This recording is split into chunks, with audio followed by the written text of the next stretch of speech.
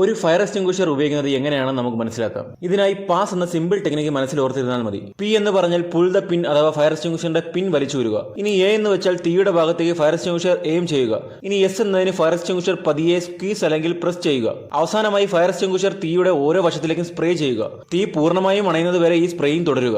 ഒരു പ്രധാന കാര്യം എന്തെന്നാൽ ഈ ഫയർ എക്സ്റ്റിംഗ്വിഷർ മാക്സിമം 30 മുതൽ 40 സെക്കൻഡ് സ്പ്രേ ചെയ്യാൻ പറ്റുന്ന രീതിയിലാണ് നിർമ്മിച്ചിരിക്കുന്നത്. അതുകൊണ്ട് വലിയ വ്യാപ്തിയിൽ ഉണ്ടാകുന്ന തീ അണയ്ക്കാൻ ഇതുകൊണ്ട് പറ്റിയെന്ന് വരില്ല. അതിനാൽ ഫയർ എക്സ്റ്റിംഗ്വിഷർ ഉപയോഗിക്കുന്നതിന് മുമ്പ് തീയുടെ വ്യാപ്തി, നമ്മുടെ സ്വയരക്ഷ എന്നിവ കണക്കിലെടുത്ത് മാത്രമേ ഇത് ഉപയോഗിക്കാൻ തയ്യാറാകാവൂ. മറ്റൊരു ഇമ്പോർട്ടന്റ് ആയ കാര്യം എന്നത് ഫയർ എക്സ്റ്റിംഗ്വിഷർ ഉപയോഗിക്കുന്നതിന് മുമ്പ് അത് മുഴുവനായും ചാർജ് ചെയ്തിട്ടുണ്ടോ ഇല്ലയോ എന്ന് നോക്കി ഉറപ്പുവരുത്തുക എന്നതാണ്. ഇതിനായി ഫയർ എക്സ്റ്റിംഗ്വിഷറിന്റെ ഒരു പ്രധാനപ്പെട്ട ഭാഗമായ പ്രഷർ ഗാജ് ഗ്രീനിലാണോ എന്ന് നോക്കിയാൽ മതി. പ്രഷർ ഗാജ് ഗ്രീനിലാണെങ്കിൽ അത് പൂർണ്ണമായും ചാർജ് ചെയ്തിട്ടുണ്ടോ എന്നാണ് അർത്ഥം. ഈ ഫയർ എക്സ്റ്റിംഗ്വിഷർ ഉപയോഗിച്ച് തീ അണച്ച് മുമ്പോട്ട് പോകുമ്പോൾ മാക്സിമം കുനിഞ്ഞു മുമ്പോട്ട് പോകാൻ നാം ശ്രമിക്കണം. കാരണം എയറിന്റെ സാന്ദ്രത സ്മോക്കിന്റെ സാന്ദ്രതയേക്കാൾ വളരെ കൂടുതലാണ്. അതുകൊണ്ട് എയർ തറയോട് ചേർന്ന് കിടക്കുകയും പുക മുകൾ ഭാഗത്ത് കേന്ദ്രീകരിച്ച് നിൽക്കുകയും ചെയ്യുന്നു. അതുകൊണ്ട് നമ്മൾ കുനിഞ്ഞു മുമ്പോട്ട് നീങ്ങുകയാണെങ്കിൽ നമുക്ക് എയർ ശ്വസിക്കാൻ കഴിയുകയും അല്ലാത്ത പക്ഷം ഈ കത്തുന്ന വസ്തുക്കളുടെ പുക ശ്വസിച്ച് ശ്വാസതടസ്സം ഉണ്ടാകാനുള്ള സാധ്യത ഉണ്ടാകുകയും ചെയ്യുന്നു.